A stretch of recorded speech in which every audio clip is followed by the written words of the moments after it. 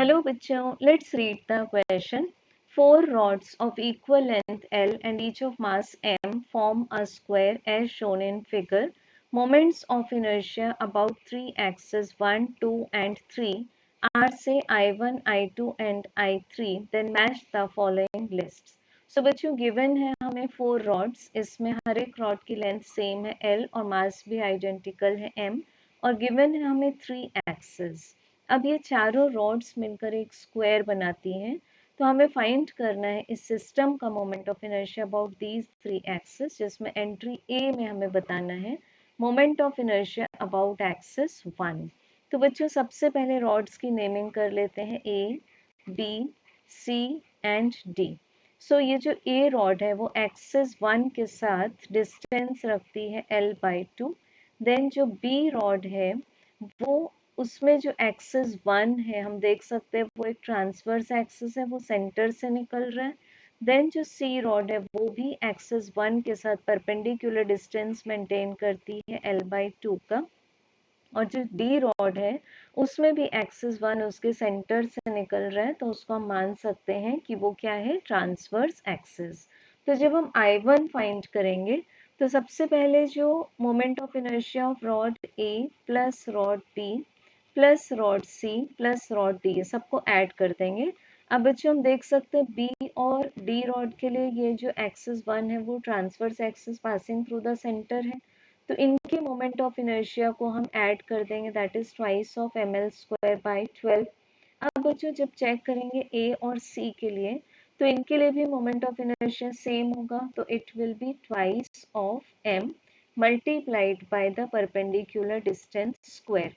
सो अब हम देख सकते हैं यहाँ से कि हमें फर्स्ट टर्म मिल जाएगी ml² डिवाइडेड बाय 6 प्लस जो सेकेंड टर्म मिलेगी this will be L² divided by 4, तो ये आ जाएगा ml² डिवाइडेड बाय 2, क्योंकि 2 एंड 4 कैंसिल हो जाएंगे। अब हमें LCM मिल जाता है 6, तो फर्स्ट टर्म आ जाएगी हमारे पास ml² और सेकेंड टर्म आ जाएगी हमारे पास 3ml²। So this is equal to 2/3 ml²। तो ये आंसर आ गया I1 का। तो ए एंट्री मैच हो जाती है Q से। देन बच्चों चेक करेंगे हम एंट्री नंबर बी को, जिसमें हमें फाइंड करना है moment of inertia about an axis which is passing through point 2।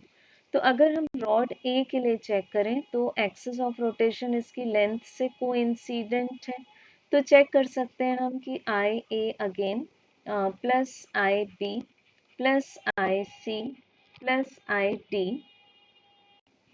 सो अब moment of inertia of rod A तो जीरो हो जाएगा क्योंकि एक्सिस इसकी लेंथ से को इंसिडेंट है। देन अगर हम रॉड बी एंड डी को देखें तो इनके एक एंड से ये एक्सिस पास हो रहा है, तो बी एंड डी के मोमेंट ऑफ इनर्शिया को हम ऐड कर देंगे। अब moment of inertia of the rod if the axis of rotation passing through one and is given by ml² divided by 3, तो ये आ जाएगा 2 times of ml² divided by 3 plus. अब अगर हम रॉड सी को चेक करें तो ये एक्सिस 2 से डिस्टेंस मेंटेन करता है L का, तो यहाँ फॉर्मूला लगा देंगे m के स्क्वायर का, सो दिस इज ml²।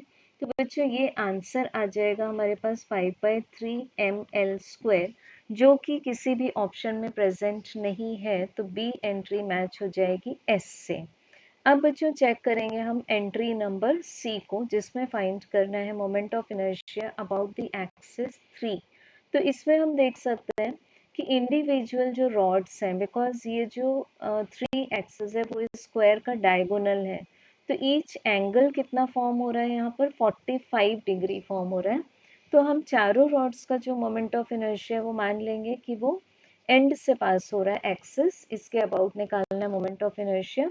तो हम ले लेंगे इसको I3 is equal to 4 rods है और एंड के थ्रू मोमेंट ऑफ इनर्शिया होता है ml²/3, बट अगर इस एक्सिस को हम एंड के थ्रू परपेंडिकुलर पास करें तो साइन स्क्वायर 45 डिग्री कंपोनेंट आ जाएगा। सो अब हमारे पास इसका आंसर आ जाएगा again 2/3 ml², because as we take the value of sine square 45 degree is half, क्योंकि साइन 45 क्या होता है 1/√2 होता है। तो फिर सी का आंसर आ जाएगा हमारे पास Q। सो बच्चों करेक्ट सीक्वेंस है QSQ, So correct option will be option B. Thank you.